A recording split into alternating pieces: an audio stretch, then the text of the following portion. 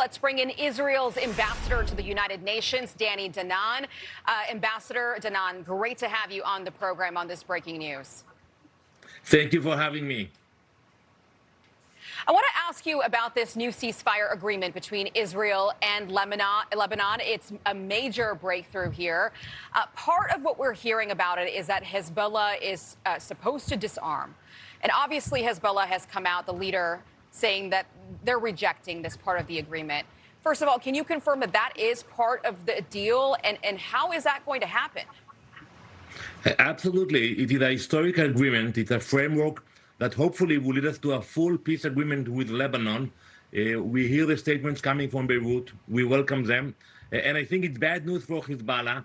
It's bad news for Iran, because this agreement is based on the idea that we, the Israelis, we have no motivation to stay in southern Lebanon. We want to move back to Israel, but for that to happen, we need the Lebanese army to deploy and to assume those positions. So it will be a gradual process, and at the end of this process, hopefully, if the implementation will be successful, we will not see Hezbollah next to our border. That is the most crucial point for us. So how are you confident that Hezbollah won't continue attacking Israel? I agree with you. The implementation is everything here. The framework is very in the details, and I want to thank Secretary Rubio, President Trump, and the American teams for hosting the negotiations. But now everything is about the implementation. So we're gonna gradually, we're gonna pick few locations that Israel will pull out in the next few days, and the Lebanese army will step in. It will be challenging for them, but it is about time that Lebanon will be under one government, under the control of one military. There is no place for Hezbollah in Lebanon. There is no place for Iran in Lebanon.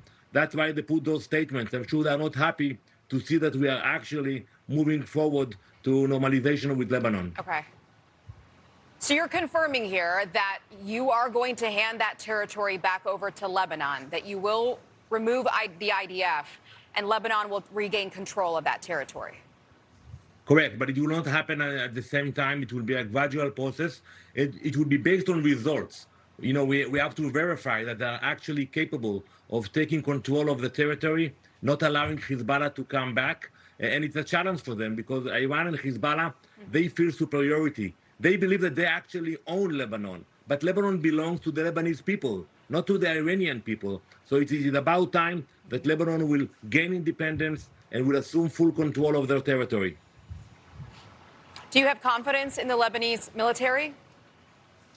You know, we had a lot of talks with many officials. They have good intentions. It will not be easy. It will not be easy because for years Hezbollah built their power. They got billions of dollars from Iran.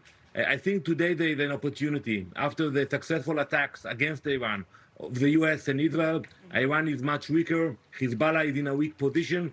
This is a window. I hope they will assume the opportunity. Before I let you go, obviously, Iran is complicating the ceasefire agreement, the memorandum of understanding between the U.S. and Iran, with these attacks on cargo ships in the Strait. Of course, we have struck back. How might this complicate the deal that you have just struck with Lebanon?